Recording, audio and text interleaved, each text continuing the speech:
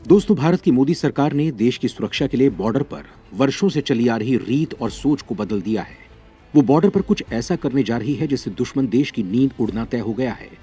इतना ही नहीं, जो चीन चारों तरफ जमीन हड़पने के बारे में सोचता रहता था, वो भी बॉर्डर की तरफ आने से कतराएगा। और अगर वो ऐसा करेगा तो यहाँ की सेना उसे कुचल देगी। जी हाँ दोस्तों, दरअसल भारत की मोदी सरकार चीन की मनमानी से तंग आ गई है। ऐसे में उसने चीन को सबक सिखाने के लिए फैसला लिया है। इसके साथ ही भारतीय सरकार के फैसले से सेना का हौसला और हिम्मत दोनों में ही कई गुना बढ़ोतरी हो गई है। और यहाँ बॉर्डर के पास बसने वाले लोगों को भी जीने का हौसला मिला है। यानी कि बॉर्डर के पास सिक्योरिटी और जिंदगी दोनों की कहानी पूरी तरह से बदलने वाली है। दोस्तों, अब आपके मन में सवाल खड़े हो रहे होंगे कि आखिर केंद्र सरकार ने ऐसा क्या कर दिया है जो सालों से नहीं हुआ है।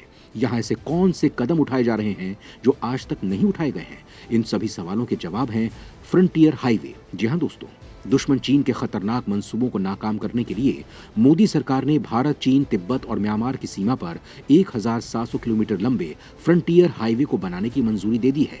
ये मंजूरी मिलते ही बॉर्डर पर मानो जैसे सैनिकों को कई गुना ताकत मिल गई है और चीन की हवा निकल गई है। इसके साथ ही बॉर्डर पर रहने वाले लोगों की जिंदगी भी बदल जाएगी। ये सब कैसे होगा और कैसे हाईवे भारतीय सेना की ताकत बढ़ाएंगे और कैसे चीन की बैंड बजाएंगे और कैसे यहाँ आम इंसान की भी जिंदगी बदलेगी, ये सब जानेंगे हम इस वीडियो में। तो आप ये वीडियो अंत तक जरूर देखिएगा। दोस्तों, इन दिनों चीन ने बड़ा हंगामा मचा रखा है कि वो अरुणाचल प्रदेश को भारत से लेकर ही रहेगा। इसके लिए तो उसने तवांग में करीब 300 चीनी सैनिकों को भेजकर युद्ध का आगाज भी कर दिया था। लेकिन यहाँ भारतीय सैनिकों की ताकत के आगे ये सारे चीनी सैनिक ढेर हो गए और दुम दबाकर भाग निकले। दोस्तों, चीन बार बार भारत के राज्य अरुणाचल प्रदेश को साउथ तिब्बत का हिस्सा बताकर उसे अपना बता रहा है, क्योंकि तिब्बत फिलहाल उसके अंडर में है। ऐसे में वो कह रहा है कि अरुणाचल प्रदेश भी उसका होना चाहिए। वैसे तो पूरी दुनिया जानती है कि अरुणाचल प्रदेश भारत का हिस्सा है, वो कभी तिब्बत का पार्ट नहीं रहा है। साथ ही पूरी दुनिया ये भी जानती है कि चीन की भूख इतनी बढ़ चुकी है कि वो हर देश के हिस्से को हड़पना चाहता है। उसकी सनक इतनी बढ़ चुकी है कि वो हर देश को ही अपना हिस्सा मानने लगा है। चीन की इन्हीं हरकतों को रोकने के लिए भारत सरकार ने ऐसा फैसला लिया है कि जिससे चीन की बत्ती गुल होने वाली है। वो अरुणाचल प्रदेश से सटी एलएसी पर 1700 किलोमीटर लंबी मैकमोहन लाइन पर पहली बार फ्रंटियर हाईवे बनाने जा रहा है। भारत सरकार के इस कदम से चीन की रातों की नींद उड़ गई है।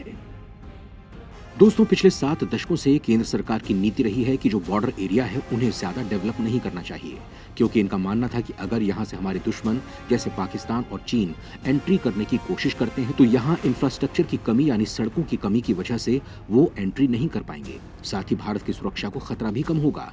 लेकिन पिछले एक दशक से यह कहानी बदल चुकी है। अब केंद्र सरकार कह रही है कि हम डिफेंसिव नहीं होंगे बल्कि ऑफेंसिव होंगे। हम बॉर्डर एरिया का डेवलपमेंट करेंगे। साथ ही साथ जितने सैनिक यहाँ तैनात करने की जरूरत पड़ेगी उन्हें तैनात किया जाएगा। मोदी सरकार का मानना है कि इन एरिया में डेवलपमेंट होगा तो सेना को आने जाने में परेशानी नहीं होगी और वो आसानी से बॉर्डर पर पहुंचकर दुश्मन को धूल चटा देगी। इसका नतीजा है कि अरुणाचल प्रदेश में अब तक का सबसे बड़ा और सबसे कठिन प्रोजेक्ट को पूरा किया जाएगा, वो भी 5 सालों के अंदर। इस प्रोजेक्ट में बनने वाले हाईवे को फ्रंटियर नाम दिया गया है। दोस्तों, आपको जानकर यह हैरानी होगी कि इस हाईवे की लोकेशन कहीं कहीं बॉर्डर पर इतने नजदीक होगी कि दोनों के बीच की दूरी 20 किलोमीटर ही रह जाएगी। इस हाईवे को 913 नेशनल हाईवे नाम दिया गया है। ये 2 लेन का पूरा रोड होगा। इसके साथ ही यहाँ एक और बात का ध्यान रखा जाएगा कि बॉर्डर एरिया में रहने वाले लोग माइग्रेट नहीं हों। दरअसल दोस्तों, बॉर्डर पर आए दिन हमले होने से सुरक्षा में कमी और रोजगार में कमी के चलते यहाँ के लोग माइग्रेट हो जाते हैं। उनके इसी पलायन को रोकने के लिए यहाँ रोजगार समेत कई सुविधाएं उन्हें दी जाएंगी। इसके साथ ही इस हाईवे के बनने से उनकी सुरक्षा में भी बढ़ोतरी होगी, क्योंकि फिर सरकार यहाँ कभी भी सेना को भेजने में सक्षम हो पाएगी। इससे सेना को भी फायदा होगा। दरअसल दोस्तों, बॉर्डर पर लोगों के रहने से सेना को काफी मदद मिलती है। उन्हें यहाँ निगरानी रखने, सुरक्षा की दृष्टि से बहुत मदद मिलती है।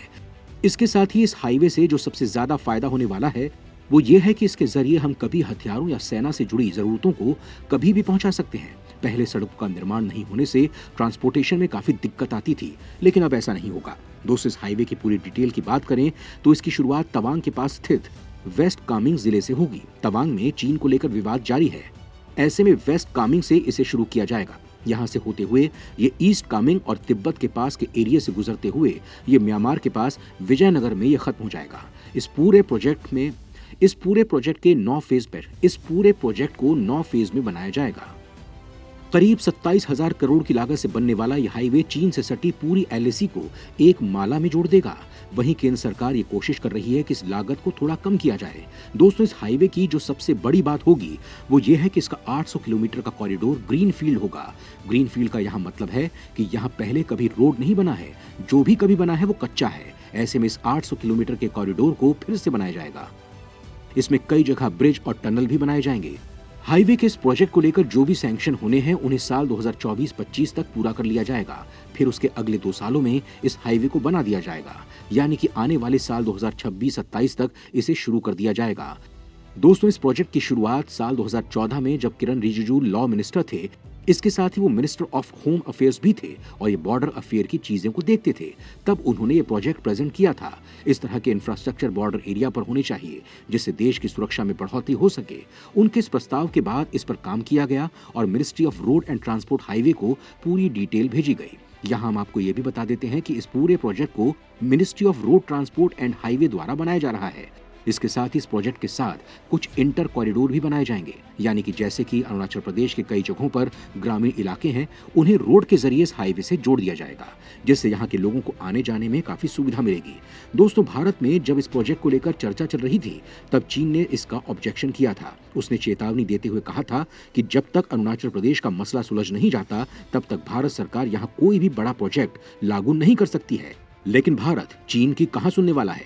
उसने चीन की आंखों के सामने इस हाईवे को बनाने की पूरी तैयारी कर ली है। दोस्तों, यहां भारत के इस तरह के कदम उठाने के पीछे यह भी कारण है कि चीन अपनी तरफ से तो बहुत सारे इंफ्रास्ट्रक्चर को बनाते जा रहा है। वो यहां सड़क, रेल लाइन, गांव बसा रहा है और भारत को यह ज्ञान बांट रहा है कि वो बॉर्डर पर कोई इंफ्रास्ट्रक्चर ना बनाए। ऐसे में भारत की तरफ से चीन की बात मानने का सवाल ही खड़ा नहीं होता। दोस्तों, बॉर्डर पर इन इंफ्रास्ट्रक्चर डेवलपमेंट को लेकर इस महीने की शुरुआत में केंद्र सरकार ने नॉर्थ ईस्ट रीजन के लिए 1.6 लाख करोड़ के हाईवे प्रोजेक्ट्स को भी अलॉट किया था, जिसमें सबसे ज्यादा अलॉटमेंट अरुणाचल प्रदेश के लिए किए गए थे। इसकी कीमत 44,000 करोड़ रुपए थी। वहीं इस तरह के प्रोजेक्ट को लेकर यह भी कहा जा रहा है कि जिस तरह से चीन बॉर्डर एरिया पर असर्टिव होता जा रहा है, उसके जवाब में भारत पूरे नॉर्थ एरिया में मैसिव इंफ्रास्ट्रक्चर को पुश कर रहा है। इसी कड़ी में भारत ने डोला साधिया ब्रिज को बनाया है, जिसे ब्रह्मपुत्र नदी पर बनाया गया था। ये एक बहुत ही महत्वपूर्ण प्रोजेक्ट था क्योंकि इससे पहले किसी भी तरह के ट्रांसपोर्टेशन को लेकर बहुत दिक्कत आती थी, लेकिन इस प्रोजेक्ट को बनाने के बाद काफी सारी परेशानियां दूर हो गईं। भारत के सामने पहले ये दिक्कत भी थी कि उनके पास इस तरह के इंफ्रास्ट्रक्चर को बनाने के इक्विपमेंट्स नहीं थे। टनल बनाने के लिए सुविधा और साधन की कमी थी, लेकिन अब ये परेशानी खत्म हो चुकी है। भारत के पास भी अब चीन की तरह वो सारे इक्विपमेंट्स हैं जिनसे वो इस तरह के इंफ्रास्ट्रक्चर खड़े कर सकता है। दोस्तों, जिस तरह से भारत खुद को डेवलप कर रहा है और बॉर्डर पर तेजी से इंफ्रास्ट्रक्चर खड़े कर रहा है, उससे चीन चैन से बैठ नहीं पा रहा है और वो दिन दूर नहीं जब वो भारत में घुसपैठ करने के नाम से दूर भाग जाएगा। इस हाईवे को अरुणाचल प्रदेश के लिए गेम चेंजर माना जा रहा है। चीन की हर एक गतिविधि पर इस हाईवे से नजर रखी जा सकेगी।